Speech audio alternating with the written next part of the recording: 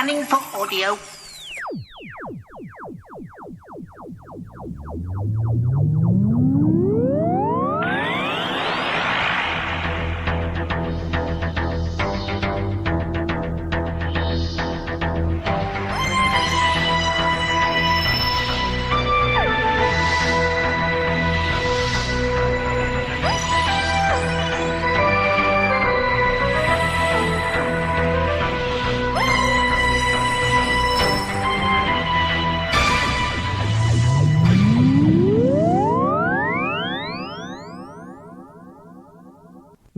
Welcome to a Tin Dog podcast. Yes, I know this is late. I'm sorry. This time discussing SpyFall Part 2. It's so nice to have those Part 1s and Part 2s. It's not been a brilliant day today. Someone drove into the back of me while I was on the way to work. But that's not important. What is important is me sharing my thoughts with you, as always. Seriously, that's what we're here for. So, what did I think of this story? Well, universally, everyone else seems to have loved it. Seriously, they thought it was great. Oh, here's a thought. Bear with. Sasha is an actor, and in our universe has played the director of the very first Doctor Who. However, Doctor Who universe, there's someone who looks just like him, being the Master. Now, there was someone who was just looking like him who worked for military intelligence, and then was killed or had the body stolen. No, was definitely killed because the Master had his body actually in a matchbox, unless of course that was a Lego minifigure. So the body that the Master currently possesses is either Missy's body wearing a perception filter or a stolen body like Tremas. No, neither of those are right because we've got the shrinking body. Or it's a different method of getting a hold of a new form. So was this like the slithery snake doctor jumping into... No, because if they'd possessed the body, again, there wouldn't be a shrunken body in a matchbox. So, this body is a duplicate body, like... how can I put this? The way that David Tennant's Doctor is a Cockney is because he stole some of the DNA from Rose as he regenerated from Doctor Number 9 and was influenced. Therefore, the Master can control that and change forms. So basically, the current Master looks like Sacha Dhawan. Yeah? In the Doctor Who universe, this Master is stuck on Earth for 77 years. Now, in order to discredit the Doctor, this Master, who looks like Sacha, decides to create a program called Professor X, or indeed Doctor Who, in order to make anybody meeting the Doctor be instantly laughed at because they think, oh yeah, I've met the Doctor. You haven't, because it's a fictional program. So, this person, who is the Master, who looks like Sacha, then creates the television program Doctor Who in a universe, we'll call it our universe, and it then goes on from there in 1963 because they've got nothing better to do. First, they used the perception filter to become Sidney Newman, hiring a host of people who couldn't possibly do a good job. But of course, he ends up directing the very first story. You see where I'm coming from?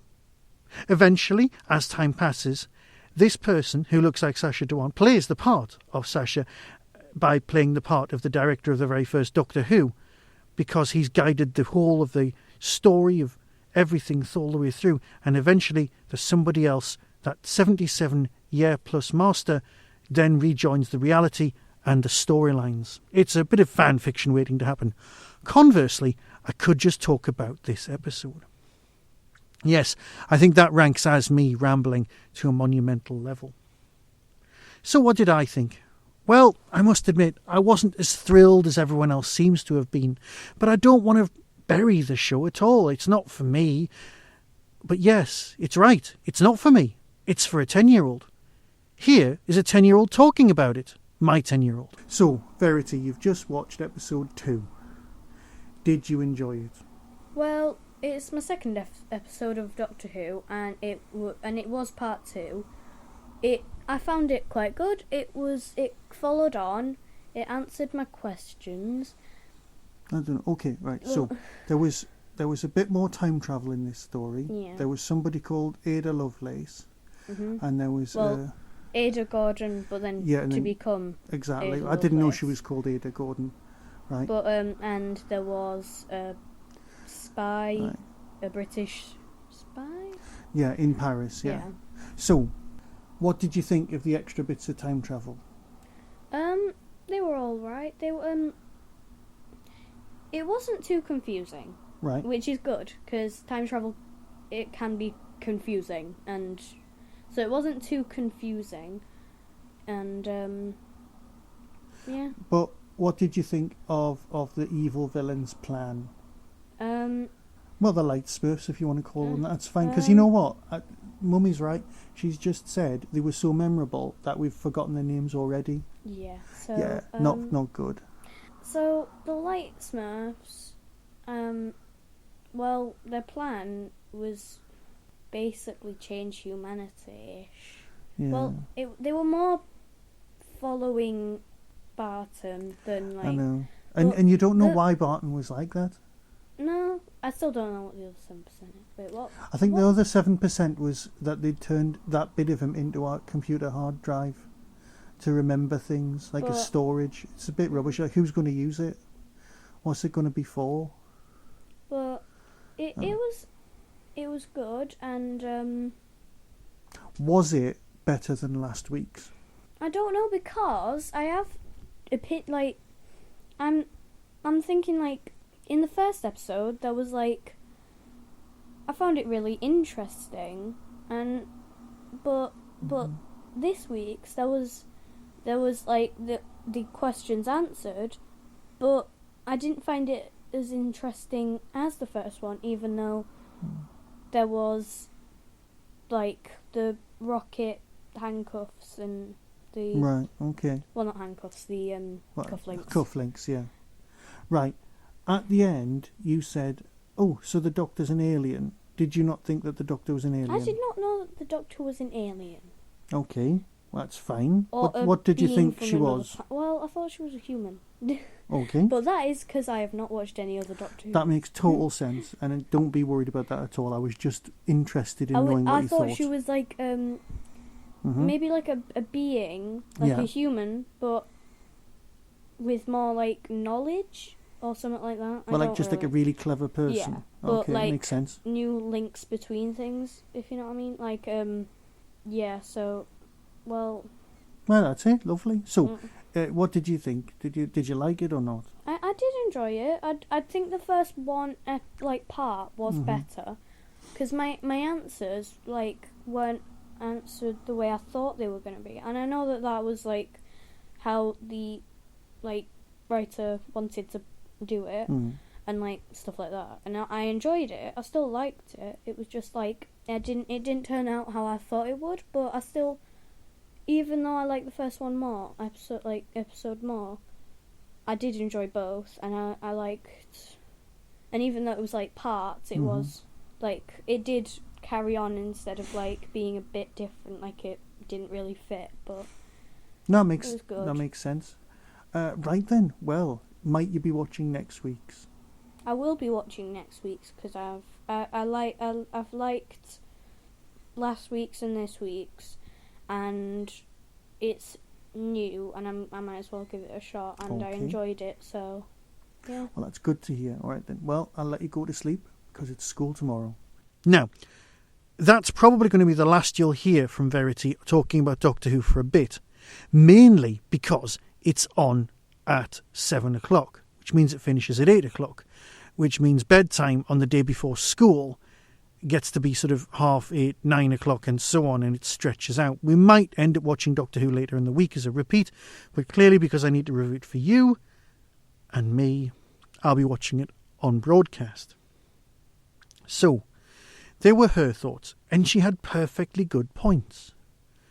Yes, there is the whole wasted storyline of the actual aliens. Now, I say wasted, but are they going to come back at the end of the series with a slightly better plan? Or were they like the Autons we used in the Master stories? The Masters were throwaway. Lenny Henry's character, the business with the... Right. When you're a kid watching the show, you go, yay, he had a master plan, yay, it failed, yay, that's the end, thanks very much. When you're an old school fuddy-duddy fan like me, what you've got is a Doctor Who villain with a plan to turn everyone, not upgrade, not turn them into Cybermen, into hard drives. It's brilliant. What's the point of it, right? Using our own DNA to store our own data makes a bit sense. It's a bit scary, but it does make sense. Because then we can be our own vaults of our own data. We could record a whole film on a nail. You know what I mean? That kind of thing. But if we're all hard drives, who's going to use them? So are we being sold off for aliens so that we can be storage facilities, which is a whole extra different Doctor Who story? We all become a bit, and God help me for saying this out loud, a bit Johnny Mnemonic. And if you don't know that story, God bless you, look it up. Short story's brilliant. The film, well, it's impressive that Keanu ever got to work again. There's a whole joke in Third Rock from the Sun where there's no videos left in the video store apart from Johnny Mnemonic. And for those of you who want something a bit different, there's the making of Johnny Mnemonic. Yeah, I think the best thing in that story is the dolphin. I really have gone off topic. So, those humans as hard drive things, the actual motivation for the villain doesn't really work. And his worrisome behaviour towards his mum, well, I mean, I know that's only kind of hinted at in episode 1 where he says, oh, I'm only being interviewed by your paper because my mum reads your paper. And basically he just wants to impress her. And she's just not impressed. The guy even joined Facebook to talk to her, and that's genuinely going, a step too far. So yes, I enjoyed it while it was on, but part 1 and part 2 of the old stories, and by old stories I mean and by old stories I still mean New Who, but the last 2 showrunners, you had the similar director but going in different styles. Here we've gone even further than that. We've got a continuation of the same story, but we've got 2 separate directors, so therefore the whole stories do look very, very different. Same cast, all that business. Yes, I could totally have done without the laser rocket shoes, and you know what? I've got no issue with them being rubbish. The thing that I really wanted to be used from the spy kit in episode 1 wasn't used. I thought that was actually going to be the most important weapon of all. It was the tongue-numbing chewing gum, which I'm guessing is going to come back because it would have meant that the villain would have found it impossible to say the words to launch the end of the world because you'd given them this gum. Not the rockets, not the lasers, not anything like that, just this thing. So perhaps that will come back and be important for another episode. And if it does, I'll do a little dance, but I won't have laser shoes. I know in order to give the characters something to do, you had to stick with the spy theme, but we still don't know why they were using spies, unless it was just an excuse to introduce the Second World War spy character, which I'm beginning to suspect it was. You see, I'm looking at this from the old school, boring, old man point of view, because that's what I am. So if I look at it like that, I'm going to be disappointed, because this programme isn't for me, and I've said this so many times. So yes, I've got holes I can pick, but you know what? I'm just a boring old man. As long as the 10-year-olds still love it, that's fine by me. You know what? I almost let it pass. I actually forgot to tell you this. But you've got a storyline with Ada Lovelace in it. I know. How excited should I have been about that? But all it made me go was, oh, you've got that 4th Doctor story on Big Finish. That's going to mess with that. Which brings me to the thing I really should be talking about more often. Genuinely. You see, a few people out there, podcasters specifically, have got issues with the inappropriate mind wipe, which in all fairness is a staple of the show. Of the show. It's something that was around in the 60s, and it kind of helps with the nature of, well, things that people should or shouldn't know, in order not to mess with the timeline. But of course it reached a head with Donna's memory wipe, and of course with Clara kicking off going, oh, it's got to be my decision. You know what? I think the Time Lords do know best. Yes, and you know me, I'm all against posh people who are lords who think they know better than everyone else. You know fine well that I'm against all of that business. Did you go to a posh school? Yes. Well, you don't know better than me. You just went to a posh school. The thing is, the Time Lords, it's their realm, time, and they need to protect it above all else. And of course, from a fan's point of view, they need to protect the fact that I loved the Ada Lovelace stories from Big Finish more than I loved this one. And if she remembered the Doctor, even any incarnation, that would have messed with the continuity on that one. It would have made me cross. And my continuity is more important than my moral indignation at characters who don't really exist. I know, and I'm touching wood on that one, because perhaps they do. So I'm not as up in arms as some people are about mind-wiping and that kind of business, because it kind of just makes life easier, narratively speaking. Now, I know for a couple of seconds of extra narrative, Ada could have dealt with these things, even saying I would much rather have come up with these thoughts myself, and that would have worked out fine. So perhaps the fault doesn't lie with the story, it lies with the tweaking and the writing and the keeping timing down. Because it would have been even quicker for Ada to come to the Doctor and suggest that she'd much rather come with these ideas herself, rather than going, I just want to remember everything. But perhaps I'm just being too fanny predictable. I don't know. But it was marvellous to see so many steampunk things like the weapons, and of course the Master's lovely coat and fab hat. These are things that just keep me going, because remember, Doctor Who is a programme that can be spoiled by a terrible hat. But this was not Land of the Terrible Hats. Not at all. Planet of the Hats. Did we ever get to go there? No. Or perhaps we never left. I'll return you to my past self, who was probably saying something about the episode. So you probably will hear some more from my little daughter, but probably not on broadcast. I might get her to say the odd word here and there, but it won't be a full-on interview. Yes, some of the not-we at work had a word with me because they knew I'm a bit of a fan, and one of them said, "Yay, brand new monster, brand new villain. Oh, look, it's the Master again. Couldn't they have just used somebody else?" And perhaps that's what they should have done. Brand new monster. Even if you wanted to do something that would be, say, Mortimus, the monk, something like that. Somebody different. Leave Missy's arc to settle on us. Because as far as we're concerned, she was redeemed 5 minutes ago. And now she got all cross and kicked off. How did she find out about this silent, timeless child? Also, more importantly, why did the Master kick off and go off in such a huff and kill everyone? What's the point of all that? Yeah, finding out a secret about your friend's past, well, it's going to be a bit upsetting, but really, to kill everyone? What's the point? And also, the destruction of Gallifrey? What's the point? It's back. Oh, it's gone. Oh, it's back. It's gone. Leave it alone. Just don't go to Gallifrey for a couple of years. We don't need that. We don't need to go back to that well so quickly. Same with the Master. But I'm just being old-fashioned and crappy. It's been a year since we've had any proper Doctor Who. It's been a few years since we've had any of these other storylines, so perhaps it's just because I'm excited about the Blu-rays I got for Christmas, and I get to watch some Trials of Time Lords, and very soon I might get to watch the 7th Doctor, but it'll all be lovely. Yes, the storylines don't make that much sense, but you know what? This is Doctor Who. If you want storylines that make sense, go somewhere else. Just be joyful for what you've got. I know I am. So until next time, when I'll probably be talking about Doctor Who, or even Blake 7, or a host of other things, be seeing you.